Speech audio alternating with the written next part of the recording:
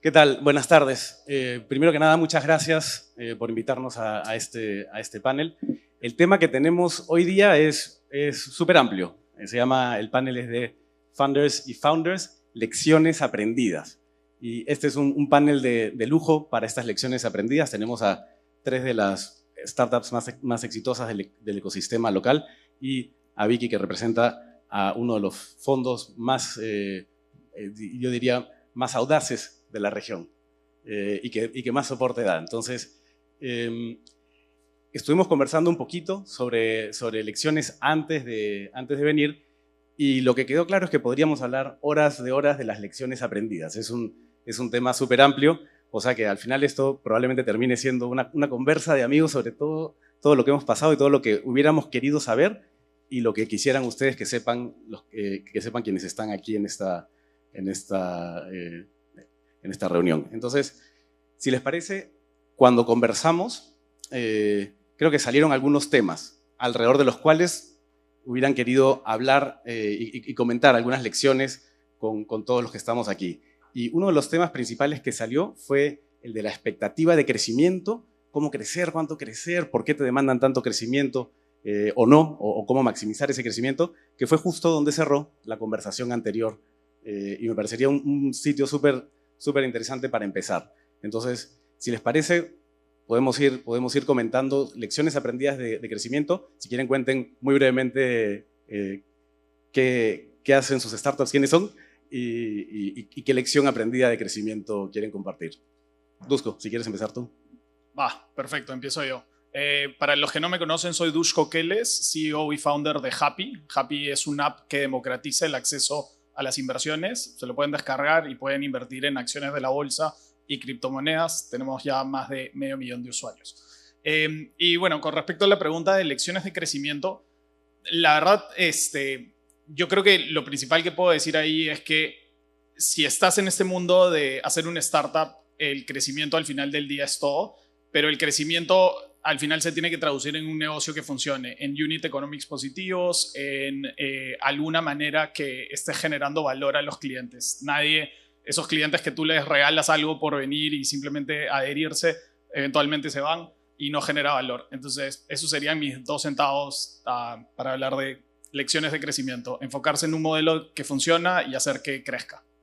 Y cuando conversábamos, sí, me pareció súper interesante el foco que tenías en producto, cómo todo gira alrededor de producto, cómo producto es al final la esencia por el cual se va logrando ese crecimiento y que creo que también era una de tus principales, eso que te llevabas y que compartías cada vez que hablabas con alguien sobre esas rutas de crecimiento. Sí, entonces al final del día, lo que es más allá de una startup de que tengas esta necesidad de crecer, lo que tú estás ofreciendo es un producto o servicio, ¿no? Y todo lo que tú hagas dentro de esta startup que no sea mejorar ese producto o servicio, en verdad es tiempo muerto que no le está generando más valor a tus clientes. De hecho, el lema de Y Combinator es ese, es hacer un producto que la gente quiera.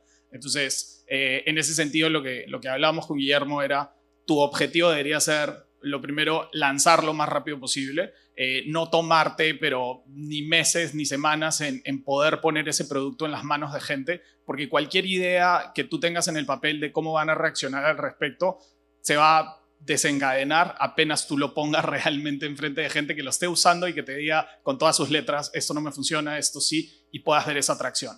Y de ahí en adelante ya se trata un tema de optimizar, ¿no? Si es un producto electrónico es mucho más sencillo porque tienes más data y con eso puedes usarlo pues, para construir e iterar, pero siempre en el foco del producto. Y lo que hablábamos era, pucha, mi primer startup hace más de 15 años, me pasaba todo el día haciendo idas y venidas a la notaría, temas legales y cosas, y yo me sentía pero el startupero del siglo haciendo cosas increíbles y al final del día no le había generado valor a nadie, no había vendido $1 más, no había hecho que llegue un solo cliente más, ¿no? Entonces siempre enfocarse en el producto al final es lo que nos va a retribuir en más crecimiento, más negocio y hacer que todo lo demás se decante. Buenísimo. Y creo que vamos con las startups primero y terminamos contigo, Vicky, en estos pensamientos de crecimiento. Lord, cuando conversábamos sobre este espacio, sobre lecciones aprendidas, también una de las primeras cosas que te salió querer compartir era ese equilibrio que uno tiene que tener en el crecimiento, o esa forma, cómo haces para crecer de forma saludable. Y y cómo había ido cambiando en el tiempo la filosofía de crecimiento de Prestamipe. No sé si quieres contar un poquito de Prestamipe y esa primera lección aprendida. Dale, sí, les cuento desde mi experiencia. Prestamipe es la fintech más grande de financiamiento en Perú. Este año vamos a cerrar en $100 millones desembolsados a empresarios y empresarias del país en préstamos y factoring. Lo que, de hecho, nosotros no crecemos 10x, por si acaso. Yo he visto que la mayoría de empresas crecen 2-3 veces de año a año. Y en especial en el sector de lending o financiamiento, tú tienes que tener un crecimiento controlado, porque tienes el tema de la mora, no puedes empezar a prestarle como loco a todo el mundo. Entonces, quizás el sector de lending sí tiene una curva de crecimiento un poco distinta a otros negocios. En Prestamipe, como decía Guillermo, sí fue por etapas, y la primera claramente, como tú comentabas, producto. O sea, antes de empezar a decir, tengo que crecer 10 o 3 veces este año, encuentra tu product market fit, encuentra tus primeros clientes, mejora tu producto.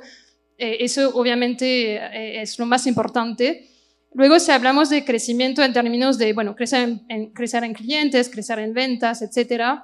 En nuestro caso sí fue por etapas. Los 3 primeros años crecimos haciendo lo que se llama bootstrapping, ¿no? Reinvirtiendo las ganancias de la compañía. Sí tuvimos alguna inversión ángel pequeña.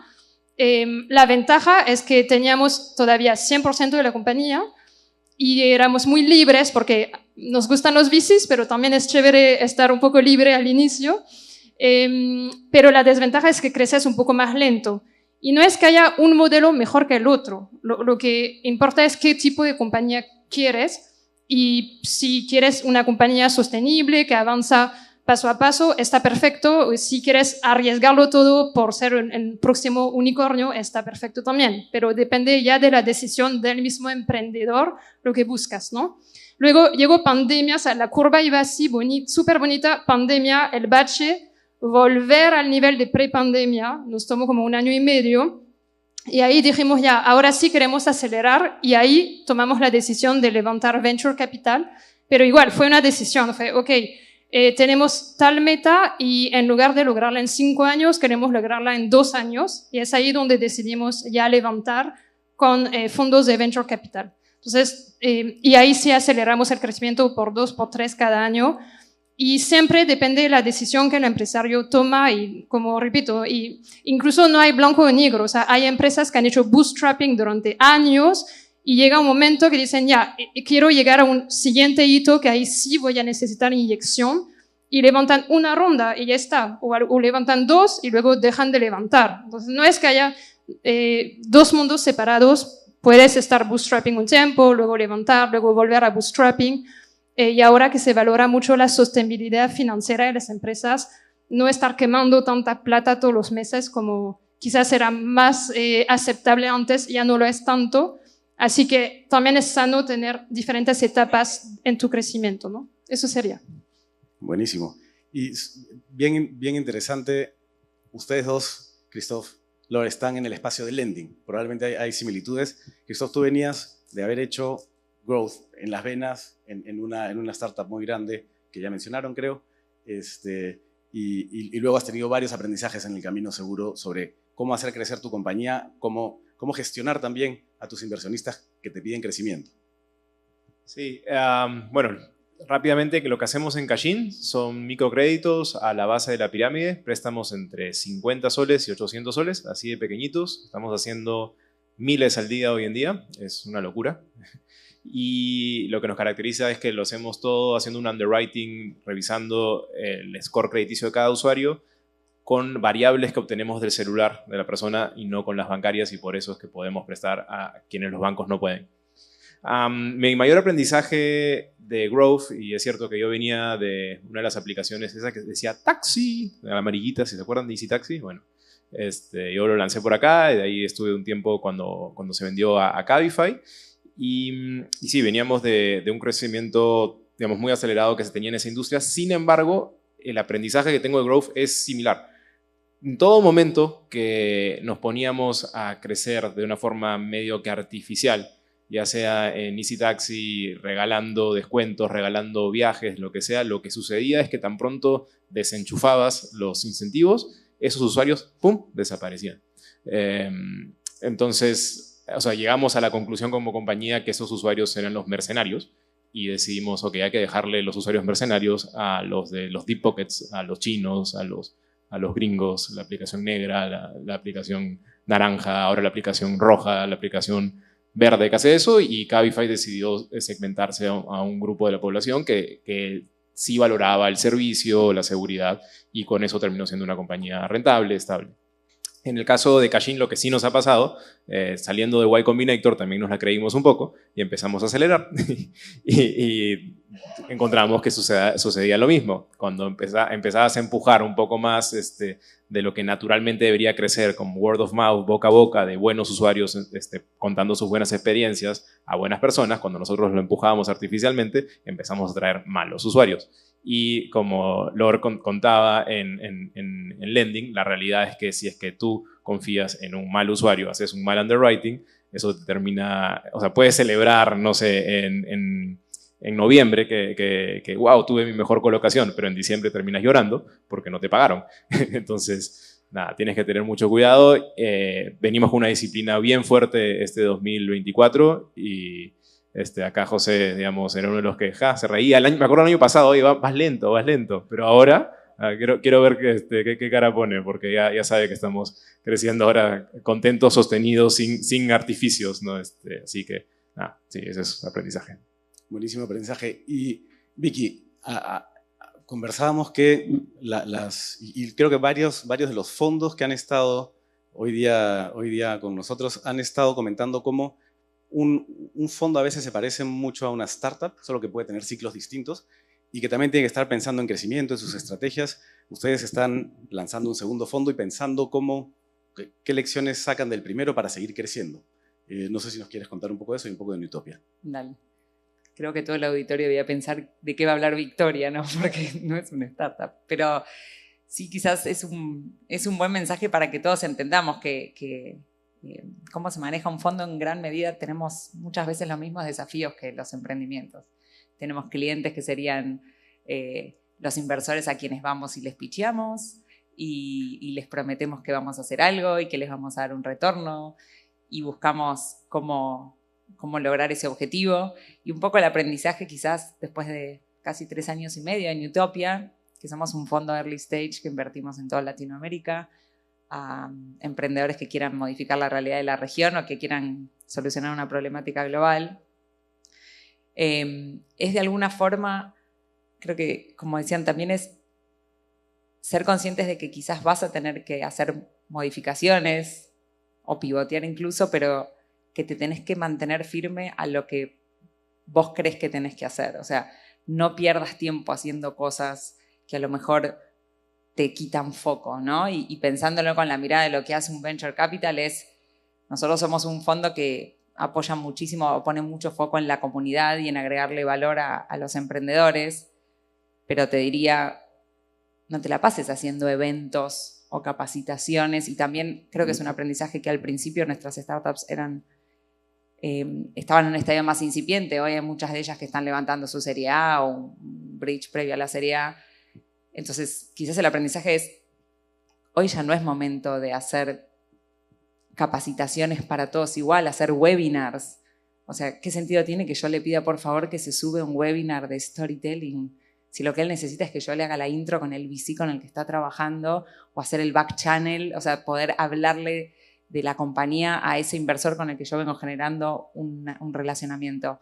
Creo que el gran aprendizaje es eso, y también entender que obviamente hace 3 años no era el mismo ecosistema que soy, pero que tenemos que de alguna forma no caer muchas veces en las modas o en entender de que porque un vertical o un sector esté como más bullish, ¿no? O esté como sea mayor tendencia, todos tenemos que ir a invertir ahí. O sea, yo soy consciente de cómo es mi fondo, cuál es mi tesis de inversión, cuáles son los inversores que me acompañan, y en base a eso saber a quién le puedo agregar valor y quién puedo acompañar al próximo nivel. Y eso no es que si todos vamos a invertir en cripto, entonces vayamos e invirtamos en cripto si no sabemos qué estamos haciendo. Ese podría ser uno de los aprendizajes que tenemos. Es un aprendizaje bien relevante. También hace que los propios fondos van cambiando, van evolucionando en quiénes invierten, cómo invierten.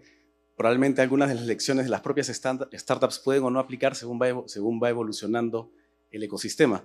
Pero igual yo creo que tenemos que revisarlas. Y una de las cosas que queríamos hablar era de las rutas que habían, de la forma en la que habían hecho la ruta de fundraising, cómo habían conseguido capital para este crecimiento que querían lograr. Y dos de ustedes llevaron sus compañías a Y Combinator, un exitazo. Lore hizo una ruta más local, tremendamente exitosa también, pero son rutas distintas y cada una tiene un aprendizaje distinto. Y no sé si quieres empezar, Lore, comentando cómo fue tu ruta de fundraising y qué lección aprendida quisieras compartir sobre startups que empiezan en Perú y que necesitan capital para ese crecimiento. Bueno, mi ruta fue dura, muy dura. Sí, mucho trabajo, mucha persistencia. Y creo que eso fue la clave de todo para lograrlo. Como les comenté, al inicio no buscamos levantar fondeo porque en el 2017, cuando empezamos, pues casi no había nada aquí y queríamos generar una experiencia y llegar con una propuesta más sólida a los fondos. Entonces empezamos el levantamiento en el 2021.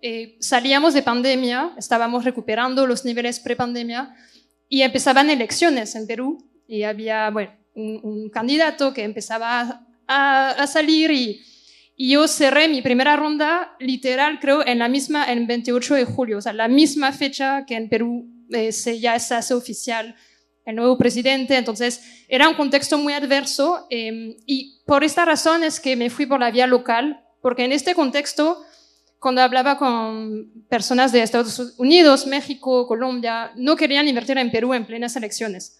Solo fondos peruanos entendían que el Perú sigue avanzando por más que tenga presidentes malos, buenos. La economía, sabemos que en Perú se mueve, se desconecta de la política.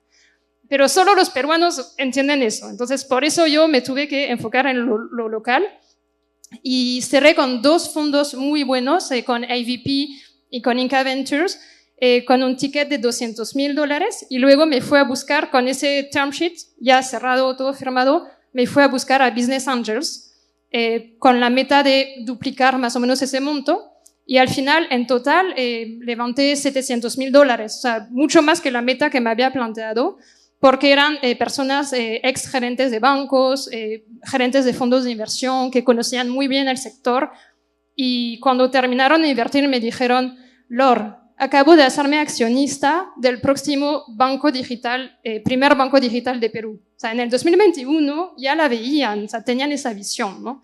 Entonces, ese fue mi primer approach local. Luego, un año después, se sumó Salcantay, que nos ayudó con ya un ticket mucho mayor.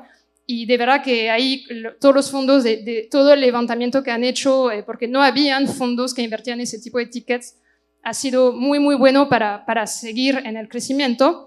Y luego recién en la tercera ronda es que sí, ahí entra un fondo de Colombia, que es Alive, y un fondo de Países Bajos, que es Oiko Credit. Y tener ese sello local tan fuerte, además tener el sello del BID, que invirtió también en la compañía mediante un préstamo, esos sellos me ayudaron mucho ya a conseguir inversión de afuera. Entonces, lo que hablaba en la mañana en el taller de Endeavor es, mi recomendación es, excepto si has hecho Y Combinator, que ahí sí, ándate a Silicon Valley, todo lo que quieras, pero si no tienes esa posibilidad, sí, búscate un sello local que sea un business angel super power, que invierta, aunque sea $20,000, pero que sea un capo de la industria. O si no encuentras business angel, aunque sea una aceleradora, algo, consíguete algún sello local. Eso te va a ayudar mucho luego para levantar afuera. Eso sería mi consejo. Buenísimo. Y la ruta, ya los pusiste en otra categoría, que hagan lo que quieran los que fueron a Y Combinator. La experiencia efectivamente de Christoph y de Dusko han sido distintas. Probablemente la lección es distinta también. Christoph, tu lección aprendida, ¿cómo la resumirías? Yo diría que la suerte que tuve levantando capital empezó mucho antes de Cashin. O sea, y esto es quizás mi mayor recomendación también en general a emprendedores, llevar la vida del emprendimiento por etapas. Si es que uno elige el camino VC o elige el bootstrap, por ejemplo, si eliges el VC, la realidad es que los inversionistas VC eligen a fundadores, no eligen ideas al inicio, y van a hablar con 100 fundadores al mes o más, y tienes que traerle algo que les permita a ellos, digamos, creérsela y que hagan un de-risking. En mi caso, creo que lo que sirvió fue haber estado antes con la experiencia que les conté de EasyTax y de Cabify. Creo que eso sumó mucho. Y ya entrando al doble clic de cómo fue en Cashin, al inicio fue Friends and Family. Hablamos, creo que los primeros 6 meses me dediqué a hablar con Friends and Family y con fondos peruanos. En ese momento creo que Salcantay todavía no tenía digamos, la posibilidad de invertir con la fuerza que pudo invertir después. Por suerte Winnipeg sí estaba en esa posición. Y o sea, yo al inicio tenía esa visión de, oye, siendo peruano y empezando a ver fondos peruanos, tenía que ir con fondos peruanos. Me parecía que era lo lógico, y por cosas de la vida en LinkedIn me apareció una noticia de que había un fondo argentino que había levantado $50 millones que quería invertir en la región, que recién estaban empezando y que había mucho foco de invertir en la región. Y agarré y le escribí a todos los socios de ese fondo. Y en menos de 2 semanas ya estaba decidido el ticket.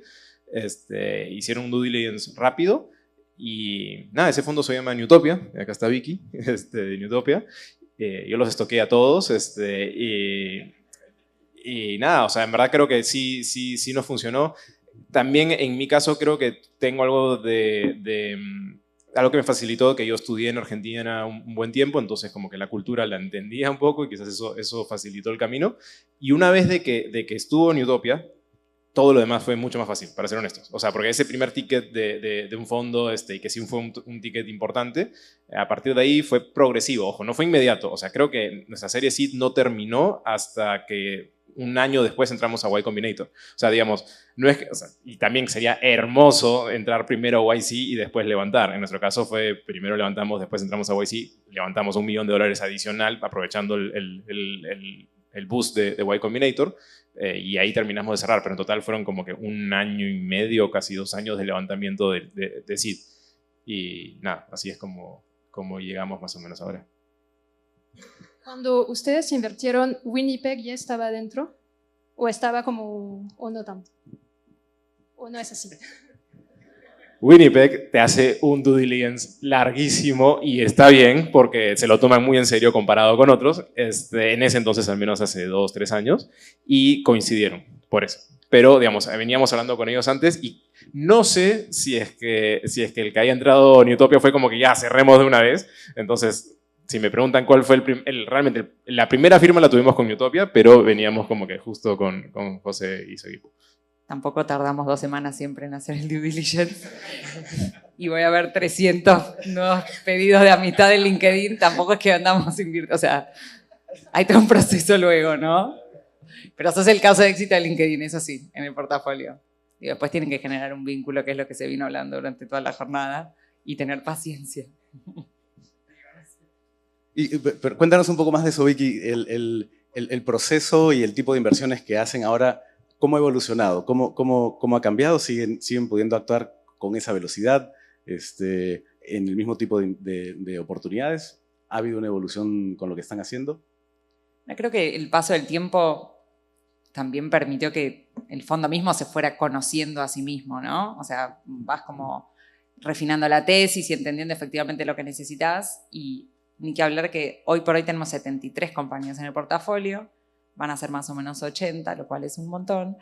Pero entonces hoy estás parado con la conformación de un portafolio diferente a la del principio. Entonces los tipos de tickets, el ticket promedio, digamos, al principio quizás eran tickets más bajos, hoy estamos en tickets que van entre 300 y 500 mil. ¿Qué tipo de sectores? Con 73 compañías te empezás a tener el desafío de entender que no se pueden solapar algunas de las startups. O sea, hay un montón de cosas para invertir en fintech, pero claramente en algún momento, si estás invirtiendo en Latinoamérica, se va a dar ese desafío. Y también, un poco volviendo al chiste de LinkedIn, Es mucho el trabajo, o sea, el scouting que hoy tenemos que hacer en Latinoamérica, si bien creemos que hay disponibilidad de capital y hay muchísimo talento, encontrar el talento en el momento indicado, levantando la ronda y que no esté oversubscribed, y todo eso implica a veces un trabajo muy meticuloso. A veces hasta nos reímos porque tenemos algunos analistas que están buscando el que está en stealth mode, ¿no? El que salió de la gran compañía, de la gran corporación y que vos sabés que es un buen perfil y estamos todos como atentos a ver, vayamos a buscarlo ahora, que quizás ni siquiera sabe qué es lo que va a hacer, pero al fin y al cabo es como decís, vos vas a invertir en los buenos perfiles, después vas a ver en qué termina lo que está haciendo y obviamente vas a validar el mercado, lo que sea, pero hoy el tipo de scouting que hacemos no se parece mucho a lo que hacíamos hace 3 años y medio. O sea, a lo mejor el emprendedor está en la corporación, ni sabe que va a emprender, tenemos que llevarlo a que quiera hacerlo y encontrarle el co-founder más o menos. Pero hoy en ese sentido cambió porque la región también cambió, porque la cantidad de fondos que tenemos hoy y, digamos, nos llamamos frenemies, entre comillas, como algo divertido porque somos enemigos y amigos a la vez, pero digo, los buenos proyectos queman y nos los queremos sacar de las manos y tenemos que tener una propuesta que quizás hace 10 años en XTP Labs, que no sé si le suena, podía agarrar, o Guaira, eran los actores más importantes del ecosistema y se podían dar el lujo de decidir qué condiciones ponían. Hoy el emprendedor se va a tomar el trabajo de evaluar si quiere que Newtopia entre o no, y yo voy a tener que hacer lo posible para que quiera que yo entre. Y para eso, parte de la propuesta de valor que tienen es el nivel de soporte, me contaba Christophe, que pueden darle a los emprendedores súper valioso. Y ese es otro de los aprendizajes que creo que compartieron todos cuando estábamos hablando antes, era cómo logras ese soporte para este recorrido que desde afuera se ve muy glamoroso y muy bonito, pero que es rudo, ¿no? Es rudo en necesidad de conocimiento, es rudo emocionalmente a veces. Christophe, cuando hablaba con él, me decía, Duško hace súper buen uso de los networks. Pregúntale cómo ha organizado su conexión con Y Combinator. Y no sé si nos quieres contar cómo ha sido cómo has formado tu red de soporte, ¿no? Sí. Primero te doy mis 2 centavos de lo que hablaban y de ahí te cuento un poco más de YC. Entonces, nuestro viaje creo que fue bootstrap hasta que pudimos levantar capital. Esa es la verdad, ¿no? Creo que cualquier persona que empieza algo, tú tienes que poner en la base, en la balanza, cuánto estás dando de participación, cuánto dinero te da eso y pues qué puedes lograr con ese dinero. Y si la respuesta es más de lo que estás dando, pues adelante, levanta capital, pero claro, obviamente si vas a levantar, eso implica que vas a dejar desatendido el resto de tu negocio y te vas a enfocar solo en aquello por un tiempo. Y eso también toma recursos que no le estás poniendo a mejorar tu producto para más clientes, para tal, ¿no? Entonces, nada, eso es también de lo que dice YC. En nuestro caso, sí, nuestro primer cheque fue YC, lo cual fue increíble, pero a la vez también fue porque nadie más nos quiso dar un cheque. Veníamos intentando levantar dinero y buscándolo de toda la región, pero no lo lográbamos. En principio porque no teníamos todavía nada realmente armado, demasiado tangible, y ahí es donde Y Combinator sí hace esos leaps of faith de los que hablabas que hacen en Newtopia, que casi que eres un grupo de startup de emprendedores que tienen una buena idea o tal vez no tanta, pero que tienen todas las ganas y pues que si te dan un cheque, algo vas a hacer con ellos, ¿no?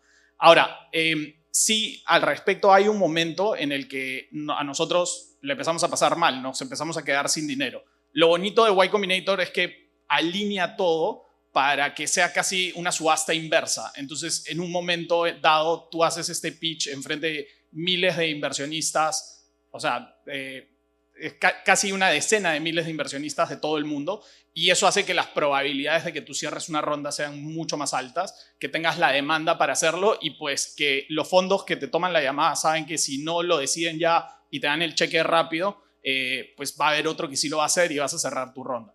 Y eso es lo poderoso del programa y nada, cualquiera que pueda pasar por esa experiencia, pues los invito, ahí pidan recomendaciones, etcétera. Pero bueno, y el punto difícil es que Happy, al igual que muchos startups, tú calculas un monto de dinero que necesitas y a la hora de la hora ese dinero te puede quedar corto. Y ahí viene todo este tema de en qué momento está el mundo, si es que vas a poder levantar o no.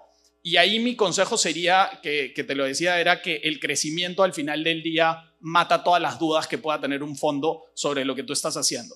Entonces, ¿cuál fue la historia? Nosotros pasó un año, recién empezamos a conectar nuestros revenue streams, es decir, solo quemábamos dinero básicamente, pero le decíamos a los fondos, oye, me estoy quedando sin dinero, necesito levantar más, pero ya viene, mis ventas van a empezar a levantar. Y los fondos te decían como que sí, bueno, no estoy muy convencido. Y en ese momento fue levantar cheques de quien sea que estaba dispuesto a darnos un cheque. Cheques de $5,000, de 10,000, de 50,000, en Israel, en Londres, en donde fuera. Quien me pueda dar algo de dinero que me hacía pagar las cuentas a fin de mes, simplemente lo tomaba y seguía adelante. Y eso es que el camino del founder también es un funnel cuando tú estás haciendo fundraising. El tema es que en la prensa siempre se ve como que levantó de estos super fondos y un cheque súper alto, pero lo que no te dicen es que para hacer eso probablemente contactaron a 120 fondos, de los cuales tomaron 80 llamadas, de las cuales 60 hicieron follow-up y así sucesivamente hasta que, bueno, finalmente pudieron cerrar 5 o 6, ¿no? Entonces, también es arduo trabajo que te tiene que llevar ahí para que llegues a ese paso. Y bueno, en nuestro caso, la historia terminó en un final feliz, que fue que seguimos avanzando, pudimos empezar a mostrar esos números de tracción bastante buenos, mes a mes creciendo 20-30% nuestros revenues, y eventualmente ya las valorizaciones y los números que pedían simplemente se caían del maduro y pues ya lo resto decantó, ¿no? Genial. Y esos altos y bajos yo creo que empiezan a ser más visibles para todo el mundo. Vicky, cuando hablábamos, me contabas que una de las cosas que se ha vuelto más visible y prioritaria, y ustedes ven casi 80 startups, es esa salud emocional, salud mental de los equipos, que depende de un montón de cosas y probablemente de la cultura que tienen, del soporte que tienen. Cuéntanos qué lecciones han visto o cómo ha tomado prioridad ese frente de salud mental, emocional, soporte para los equipos emprendedores. A ver, como decíamos antes, creo que nosotros vamos ayornándonos a lo que el emprendedor necesita, ¿no? O sea, la frase de menos es más está muy vigente hoy por hoy en lo que hacemos en Newtopia. Y en realidad lo que también tenemos que entender es que siendo individuos, invirtiendo en individuos, y tenemos que tratar de ayudarlos a anticiparnos a lo que va a venir. Y después de un cierto tiempo uno se da cuenta que emprender es durísimo, que recibir plata de VCs no es gratis, digamos, no es una donación que hacemos, entonces ellos también nos deben explicaciones a nosotros, como nosotros a nuestros inversores. Y la cuestión de salud mental o de wellness, de poder generar un equilibrio, es fundamental. Nosotros como VC no nos metemos dentro de la cocina del emprendimiento, no tomamos decisiones por ellos. Entonces lo que tenemos que hacer más que nada es ser soporte. Y nos tomamos muy en serio ese rol porque vamos early stage también y porque entendemos que en un montón de variables, así como vamos a preguntarles cómo vienen de revenue, también es interesante darnos cuenta, y sería muy grave no haberlo visto en su momento, que quizás, no sé, el equipo fundador está teniendo problemas o a lo mejor la cercanía de saber que a lo mejor uno de los founders tiene algún tema personal que no lo está dejando, digamos, performar o que le está quitando el foco. Y en vez de enojarte porque quizás te das cuenta que no te está atendiendo el teléfono, lo que deberías entender es qué es lo que está pasando detrás. Entonces, nada, con mucho respeto y también con el desafío de trabajar con emprendedores de toda la región, lo que entendemos es que hoy por hoy el approach de un VC es holístico, es 360, porque al fin y al cabo, si hay una pata de la mesa que se cae, el resto de la mesa se va a caer y nosotros tenemos que tratar de ayudarlos a que eso no suceda, o que si sucede, el impacto sea lo menos posible. Genial. Creo que estamos cortos de tiempo, pero tal vez hay espacio para una lección corta, la que ustedes quieran, que crean que no hemos tocado hoy día y que quisieran compartir de lecciones aprendidas. Dusko, ¿quieres lanzar una? Tema libre, la última. Voy a agarrarme lección. de un tema que conversamos de la cultura, que es algo más bien que yo leí en un libro y vi que es real, que cómo construir la cultura en tus startups. Básicamente, como eres tú, van a ser los demás. O sea, como tú te comportas como founder, así te va a comportar tu equipo. O sea, van a ser un espejo de ti, en especial de tu comportamiento en tiempos de crisis. Yo creo que cualquier founder de startup debe pasar por un año de terapia psicológica obligatoria, porque de verdad yo creo que debería ser un requerimiento de los VCs, porque uno para ser un buen líder también tiene que estar mentalmente bien, ¿no? Entonces, ese sería mi comentario para agregar así un elemento más. pasaron el micrófono. A ver, ya que estamos con un poco de salud mental, creo que si haciendo retrospectiva, hoy me pasa de que tengo semanas súper buenas, semanas bajas. De hecho, la semana pasada fue la mejor en la historia para la compañía, pero yo me mantuve emocionalmente así. Antes, cuando tenía crisis malas semanas, como que, o sea, no sé si que llamarlo depresión, pero realmente me afectaba en mi vida personal. Y inclusive todavía recuerdo mi cumpleaños negro allá por 2015, creo que Easy Taxi estaba gestionado por Rocket Internet y a estos locos alemanes se les daba a veces la idea de que, bueno, ya la compañía lleva 2 años sin hacer limpieza, así que tienen que despedir el 30% de la planilla. O sea, los resultados están bien, pero hay que limpiarlo. Hace mucho tiempo que no lo hacemos y tenías que despedir al 30% de la compañía porque así era Rocket Internet. Y fue horrible, fue mi cumpleaños y esa vez sí me sentí mal, creo que me duró meses. Hoy en día, cuando a veces toca tomar ese tipo de decisiones, porque sí sucede, ya no lo es. O sea, y eso me lo ha dado el tiempo, golpes, a palazos uno aprende. Y también ayer justo hablábamos que otra cosa que me ha cambiado en la vida es ser padre. Ahora como que mis prioridades personales, de alguna forma, al menos emocionales, han cambiado. Mi deber fiduciario continúa con mis inversionistas. Cashin definitivamente es mi prioridad número 1 profesional, pero personal, ahora hay algo mucho más importante. Entonces como que la familia también de alguna forma como que te pone un ancla y te pone las prioridades en perspectiva. Y nada, eso creo que también me ha ayudado un montón. Bueno, y yo para agregar simplemente mis 2 centavos a esto, creo que se me ocurren 2 cosas. Una es que si en verdad necesitas demasiado empuje para tomar este camino y empezar, mejor la verdad que ni lo empieces. Este es un camino arduo, ser emprendedor es de las cosas más difíciles que hay y hay muchos trabajos también súper válidos para las personas que no quieren vivir constantemente bajo presión, tener que hacer crecer las compañías 3X, 5X en un año. Y tomar esas decisiones también duras de a veces tener que dejar ir gente, etc. Entonces, y para cerrar, la segunda es esta frase de Sean Parker, el que fundó Naspers, que dice que él decía que fundar empresas es como morder vidrio y eventualmente pasan 2 cosas, o lo dejas de hacer o simplemente te empieza a gustar el sabor de tu propia sangre y empiezas a darle con todo. Entonces, o siguen este camino o hay muchos caminos para todos. Gracias. Vicky, ¿quieres cerrar con algo más o lo dejamos ese último pensamiento flotando? No, bueno, tengan cobertura médica, no sé. Buenísimo. Oigan, muchísimas gracias por haber compartido de forma tan abierta las lecciones aprendidas en el camino. Y por favor, a todos un aplauso para ellos y por compartir.